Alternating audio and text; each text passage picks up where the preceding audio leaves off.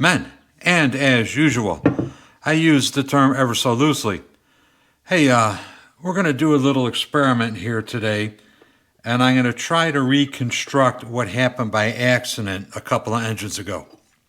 I was trying to insert the Timken bearing, and I could get it in, an eighth, 3/16 of an inch, and it would kind of rock sideways and it would get stuck. And I was hitting it pretty hard, and I just didn't like the way it felt. Something wasn't right about it. And most of you probably have something like this, which is generally what I use to put these in. You could either hit it with a hammer, or you could put just the, come on, or you could use just this part of the driver, set it on there and put it in a hydraulic press. And some of them can be pretty tight. And it really scares the hell out of me smashing this with a hammer, because I just envision this whole thing cracking, and of course then you're screwed. So, if it doesn't go in easily and it doesn't feel right, it's probably better to stop and take a look at what's going on. Now this particular one, I just measured it. The race is only 2/1000 of an inch bigger than the hole, so that's not a real tight interference fit. I'm sure that other one I was doing was much tighter. But anyway, I was having a hard time. It was getting stuck. It was, getting in there a little crooked, and I don't want to force it. So I decided to regroup. And I had a bunch of other welding on that crankcase, that particular crankcase I had to do. But anyway, I had it in and out of the oven. I was heating it up, preheating it, welding it.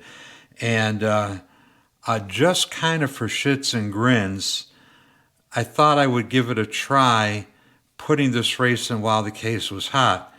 And so I had it out of the oven there for welding or whatever.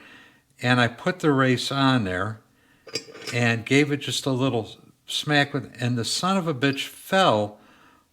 Actually, it fell all the way through the hole. It was how loose it was when the case was hot. So I like that idea a lot better than beating on them. So we're going to take this crankcase over to the oven, heat it about 350, 400 degrees for about an hour, and then we're going to see if this will drop in there with no tools. And that might be the way I do them from now on. Like I say, I just get very nervous sometimes. You're pumping a hydraulic press down, and you could feel how much effort it's taking to work the pump. But you never know. Is that one more pump going to pop the bearing in, or whatever it is you're pressing, or is it going to crack the crankcase? You really just don't know. So anyway, we're going to try heating this up. We're going to see if it drops in. And as long as we're doing this one, we're going to do this one. The tranny main shaft race. This one, the race is 4/1000 of an inch bigger than the hole. So this is a much tighter fit than the Timken is. And these are another one. If you get them in their cattywampus, you could break something. So we're going to heat up both case halves, and we're going to try to install these races without using force to speak of. Off to the oven. Let's heat them up and see what happens. Okay, while the cases are cooking, I'm going to talk about hones. I ran across something on YouTube the other day on an automotive channel, and a guy was talking about honing cylinders and which hones were good and which hones were no good. And he made a statement, something along the lines of, this hone was no good. And he said, this hone is no good because if your hole is not round, this hone will not return it to round. And he's absolutely correct. This will not make an oval hole round. It'll make it smooth, and it'll put a crosshatch in it, but it won't make it round. And I like these hones, though. They're very good for just a rough touch-up on something, It will put a nice crosshatch on. They're quick, they're fast, they're easy to use. They come in, obviously, a bunch of sizes.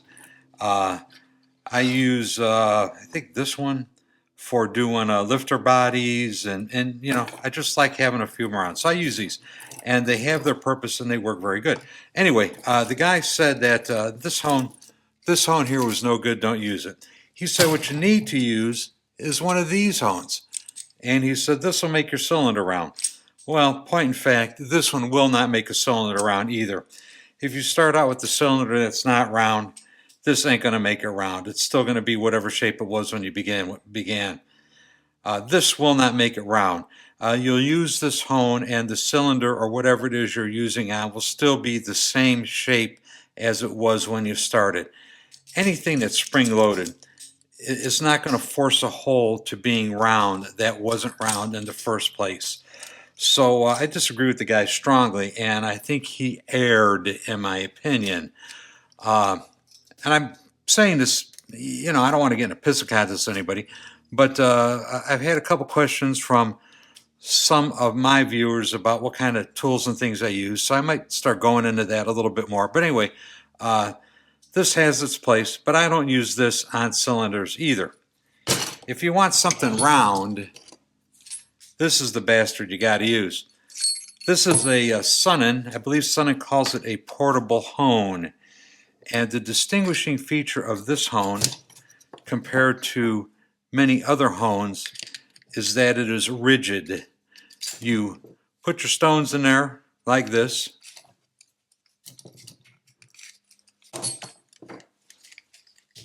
And the stones, of course, come in different grit. This happens to be a medium one. But anyway, you put your stones in there like this, and you can turn this adjuster, and the stones will go out to whatever size they need to be to fill your hole. And then this provides a vernier adjustment, and you could exert considerable force on the sides of a cylinder using this. And due to the structure of this thing, you have wipers, they call them, and then of course the stones. When you stick this in a hole that isn't round, you could tell because the stone will try to grab when it hits the high spot, so to speak, and that will gradually go away the more you hone. And as you hone, you stop and you tighten it up every so often to keep a nice firm force on the sides of the cylinder walls. But anyway, this is the only kind of hone that will make a cylinder that's not round. Well, maybe there's other kinds, but this is the only one that I'm aware of. And of course, this is what they call the portable hone. You know, Sonnen has a fixed machine that, you know, the hone is rigid on the machine and you could pass your cylinder over it.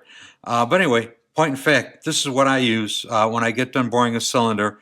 This is a medium stone. I have fine stones I put in there, and I will take the last thousandth or maybe 2 thousandths out with this hone right here, and this is the hone you need to make a hole that's not round. Obviously, when I bore something on the boring machine, the hole is going to come out of there round. I mean, I check them and I measure them, and they're within a 10,000th usually, or a 10,000th or two of being round. So I don't need to use this. I could use just this, or I could use just this. Either one of these will work for that cross-hatching and, kind of the finishing. Well, actually, you know what? This and this really won't work because these don't take off material in any kind of significantly measurable amounts. You'll be honing all day with either one of these to remove a couple of thousandths of metal. This, however, will remove metal in a hurry if you need it to, especially with the coarse stone in it. So anyway, stuff should be out of the oven in a while, and then we'll come back and finish up the experiment. All right, I've had my cases baking for about 45 minutes at 375. Let's go get one and see if the bearing fits. All right. I use UV gloves when handling hot stuff. They actually work pretty good. No, they're not sponsored.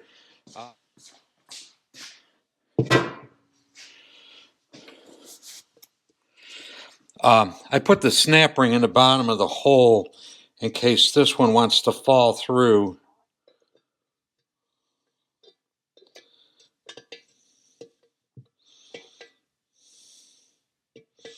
Well, no luck with the dropping through part of it. There are some burrs where people ran bolts through, and that might be hanging it up.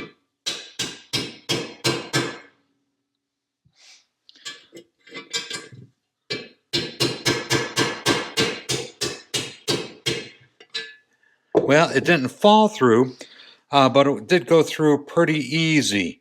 Much easier than it would normally. And like I said, I think I had some burrs right here. In previous videos, I bitched about people running bolts through the holes in the sprocket to push the sprocket off the shaft. And these areas here are damages caused by people doing that. And if I'd took a Dremel grinder and smoothed this up a little bit, I think that would have gone through much easier. But nonetheless, it was a tremendous improvement over the usual way of driving them in cold. So I may try this again on another case when the occasion arises. All right, let's get the right-hand side and see how this main shaft bearing race goes.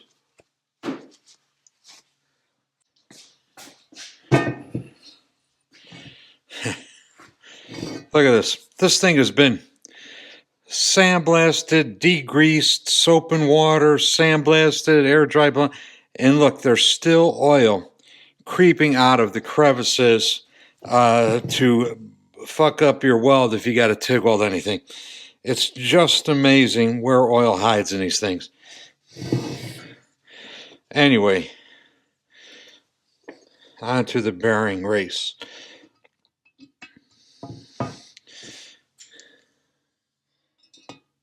Well, it's not falling in. Whoa, it did just about fall in. That's tremendous. That's great. Boy, I really like that. Yeah. I may start doing it this way all the time. It's much less stressful than worrying about breaking something by using excessive force driving it in. Anyway, that worked good. I'm going to call the heat the crankcases up to drop the Timken race in and the main shaft race in a success. Much less force than normally would be required. The Timken, I think if I'd peeled the burr off the inside of the steel insert, I think that would have slipped in even easier. And really, the main shaft race couldn't have slipped in any easier.